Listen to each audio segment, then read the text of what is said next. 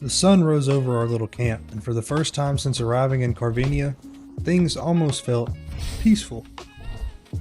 The bandits that had been terrorizing the nearby roads were gone. Our supplies were finally starting to pile up, and Lubomir somehow survived another night. That meant it was time to stop hiding in the woods and start earning the trust of the people around us. Before we could convince anyone to join our village, though, we'd need a reputation worth following. So with the day's objective clear, I set out to finish a few outstanding jobs around Herndeen.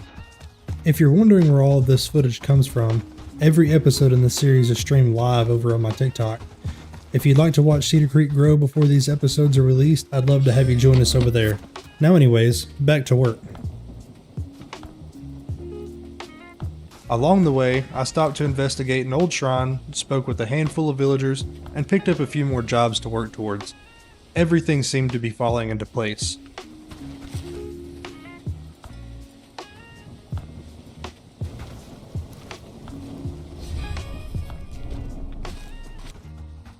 That is, until I tried to collect my reward from Dobrin.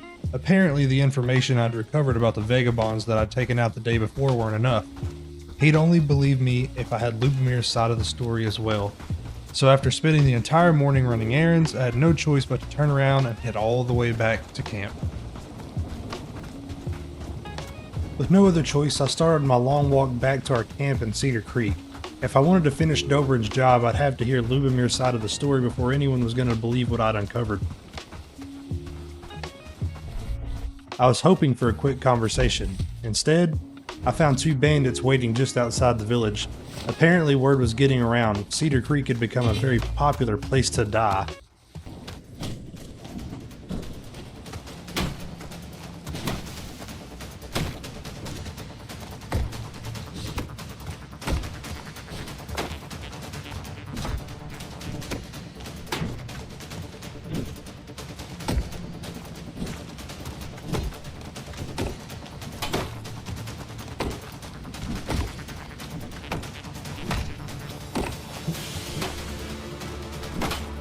After dealing with our unexpected visitors, I collected what supplies they had left behind and finally went looking for Lubomir. With the road clear once again, I hauled the bandits' gear to our stockpile. Every scrap of material was one less thing we'd have to gather or even craft ourselves. If we were serious about growing this place, we'd need somewhere for future villagers to sleep. So before talking to Lubomir, I started laying the foundations for a few more homes. I found Lubomir chopping on a tree, and I decided to interrupt him to get the information that I needed. Who apparently wants to settle our differences with a friendly spar before telling me everything he knows.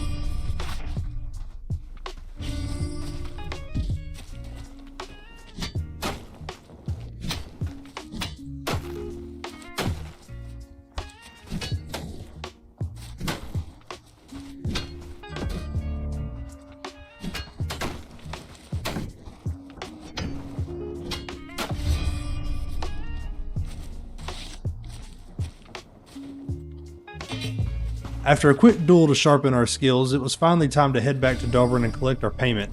Or at least that was the plan. The moment Lubomir finished telling me everything he knew, a group of bandits decided to pay us another visit.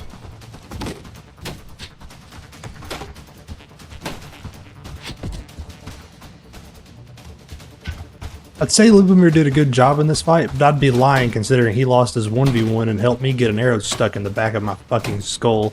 So, with the archer dead, I now also had to go deal with Lubomir's light work.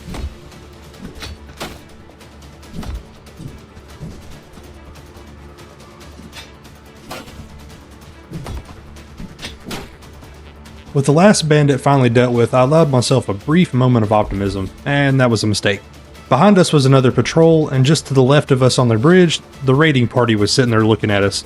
At this point, I was starting to wonder if our camp had somehow been listed as a tourist attraction for bandits.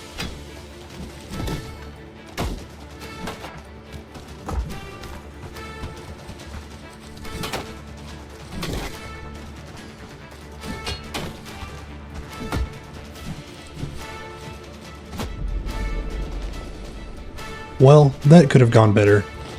I still had my axe, but dying had cost me the health you gain from eating a good meal. With the raiding party already marching across the bridge, there wasn't exactly time to cook another one, so I did the next best thing. I looted whatever food the dead bandits happened to be carrying, wolfed it down, and hoped it would be enough. Then it was time to head for the bridge. There wasn't much time to think. The duel had commenced.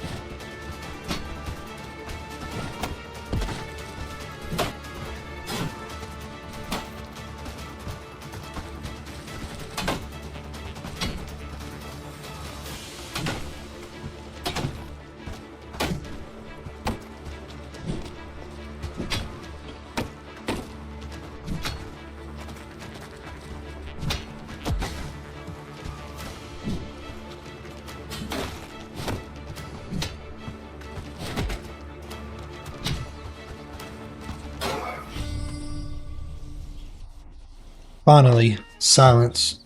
For the first time all day, our camp wasn't under attack. Between the patrols, the raids, and more bandits than I care to think about, we managed to hold on to our village, but just barely. The silver lining was that bandits tend to carry useful things like straps, food, and supplies. If they were kind enough to bring supplies straight to us, the least we could do is put them to good use. Not to mention the large amount of renown you get for successfully defending against a raid. With the loobster still recovering from his latest encounter with the ground, the work wasn't going to get itself done around here. So while he caught his breath, I got back to preparing for the future villagers we hoped would soon call this place home. Or at least I tried to. Apparently the surviving bandits had one final opinion on my construction schedule for the day. At this point, they were becoming less of a threat and more of an inconvenience, or a nuisance as someone might call them.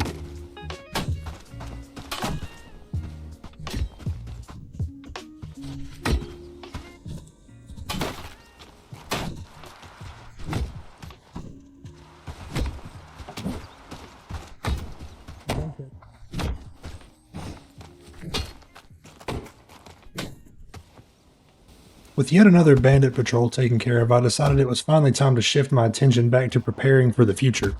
The rest of the afternoon was spent gathering timber, expanding our storage, and building enough homes to support the villagers we had hoped to recruit in the days ahead. As the sun disappeared behind the trees, Cedar Creek looked a little more like a village, and less like two guys just camping in the woods. Tomorrow, we'd begin convincing people to call this place home. For the first time in what felt like forever, Cedar Creek actually had a quiet morning. Lubomir had finally recovered from his latest nap, and together we could go back to expanding the village. The plan was simple. We were going to cut a few trees, build a few more homes, and for once, avoid getting attacked. But of course, our peace wouldn't last. 3 bandits had managed to pin us down inside our own village and knock Lubomir unconscious. Again. That was the moment it finally sank in. Cedar Creek wasn't just surviving anymore, it was becoming a target. And if we wanted this place to grow, 2 people just simply weren't going to be enough.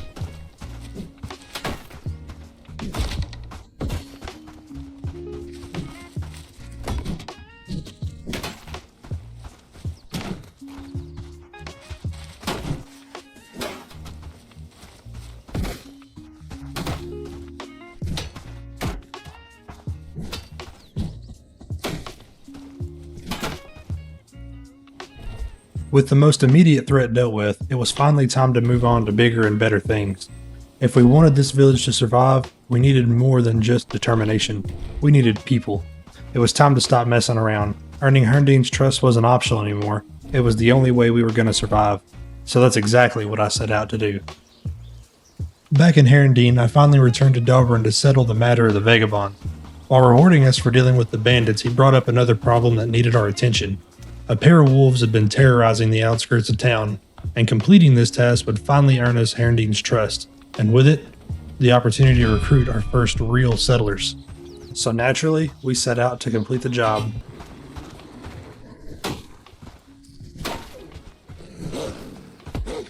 It turned out Dobrin had underestimated the problem. There weren't 2 wolves, there were 3. After dealing with the pack, I discovered their den hidden inside a nearby cave. Scattered throughout were remains of hunters, beasts, and anyone else unlucky enough to cross their path. Among the supplies was a letter that explained everything. Turns out Dobrin had asked Lubomir to hunt the wolves down, and he refused. Instead, Dobrin hired a group of hunters from Farnworth to do the job. Judging by what was left of them, that plan hadn't exactly worked out. With the wolves dealt with, Dobrin finally considered us a friend of the village. For the first time, the people were willing to take a chance on us. The first to join was Simon Palter. His talent for working with animals made him an easy choice, and I'd already had plans for the roles he'd eventually fill. Not long after, Katrina Fairman agreed to join us as well, a gifted prodigy with enough combat experience to help defend Cedar Creek if the bandits decided to come calling again. For the first time since arriving in Carvenia, it felt like we were thriving.